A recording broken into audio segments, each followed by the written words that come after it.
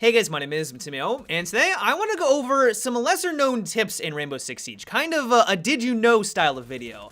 A lot of these are going to be very situational. You're not going to be able to use them in every circumstance, but I figured once you actually realize that some of these are possible, that you can use this knowledge to your advantage and hopefully win a couple of rounds. And so first up, did you know that you can throw back a grenade in Rainbow Six Siege? There's actually a message that pops up. It doesn't ever seem to happen in game for whatever reason, but if you pay attention and a grenade falls by you, a prompt will give you the indication that if you press, I think, G on PC, I'm not sure what it is on console, you can throw it back at the enemy and maybe get a cheeky kill. I will fully admit that it's not going to happen very often. Players that actually know what they're doing are going to cook their grenade, and so when it falls in a room, it's probably going to instantly explode. But if you ever do come in a situation where a grenade flies through the window and the icon is directly next to you, hit that grenade key really quickly, and maybe, just maybe, you'll be able to throw it at your enemy or just away from you so that you don't die in a fiery explosion.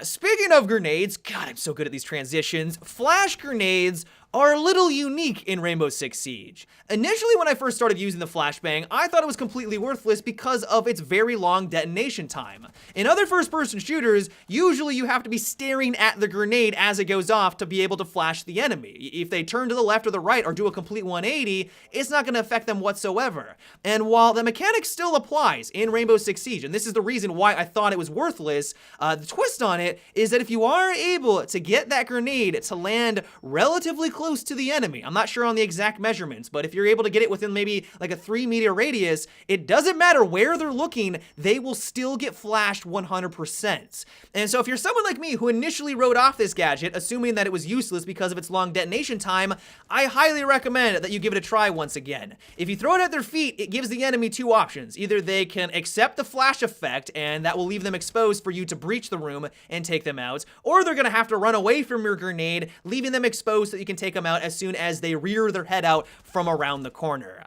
One tactic I've noticed a lot of people employ when they're playing on the hostage game mode is that as soon as they find the hostage, they'll use their drones to kind of bait you into shooting the hostage itself. Instead of falling for the baits, did you know that you don't do any damage if you melee the hostage? I mean, you can be swiping at that chick or that dude for a day and a half and you're never gonna kill him. And so if you notice someone trying to take advantage of this tactic, don't fall for the bait. Mosey on over to the hostage really quickly, go crouch, and then smack that thing right in the face. You don't run the risk of humiliating yourself in front of all of your friends and teammates, and you also deny, of course, the enemy of that drone. Glaz is a force to be reckoned with on the plane map. I'm sure a lot of you guys are already aware that with his high-powered rifle, he can shoot through the windows, but the defensive team doesn't have that high penetration with their weapons, and they can't really retaliate. And so if a smart Glaz player knows what they're doing, they can not only get some really easy kills on the outside from the relative safety, but it also forces the defensive team to be very cautious whenever they get near one of these windows. I've had a lot of rounds won because we had a good Glaz player. He was able to suppress them the entire round, and they had to be prone, and that allowed us to kind of sneak on in and take everyone out while they were being suppressed. Did you know, though, that as soon as he starts to take shots through these windows, that you can shoot him back through the hole that he made? It took me a very, very long time to figure this out, and while I don't really recommend that you do this every single time that he's shooting through the windows, because let's be honest, he's still gonna have an advantage against you, if you do need to take him out because you're about to get rushed by his team and you want to be able to have some breathing room, if you peer through one of the holes that he made, you can take him out through that opening.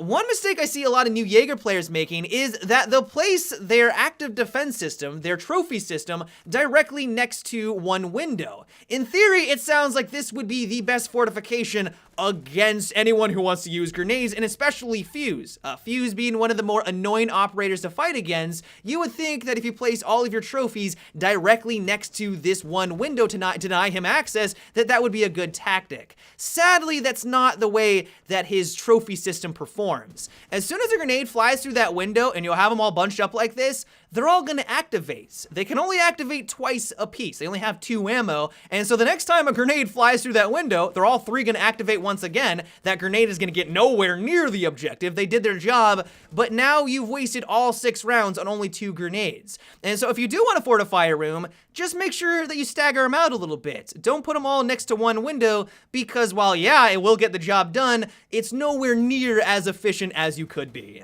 But yeah, guys, that is about it for today's video. I hope you enjoyed. Let me know if you have any tips that are unknown or something that a lot of people don't take advantage of. I am still learning this game. There's still probably a lot of stuff that I am not aware of. And so if you have any knowledge, please let us all know down below in the comments. But yep, until tomorrow, have a good one and take it easy.